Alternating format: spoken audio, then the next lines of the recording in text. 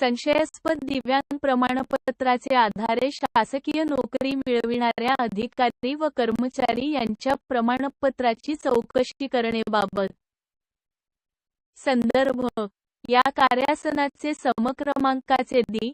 6 November 2025 रोजीचे पत्र. महोदय, उपरोक्त संदर्भी पत्रान्वये मागविण्यात आलेली माहिती अद्यापही अप्राप्त आहे. आता उपरोक्त विषयाबाबत उपसचिव, दिव्यांग कल्याण विभाग यांच्या दि. 15 नोव्हेंबर 2025 रोजीच्या स्मरणपत्राची प्रत सोबत जोडली आहे. 2.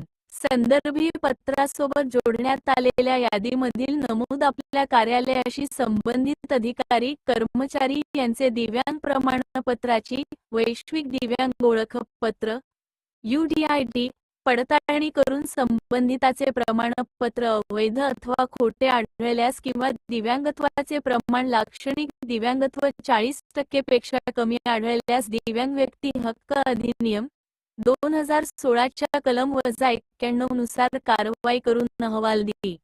30 नोव्हेंबर 2025 पर्यंत परस्पर दिव्यांग कल्याण विभागास पाठवावा व त्याची प्रत या विभागास सादर करण्यात यावी, ही विनंती.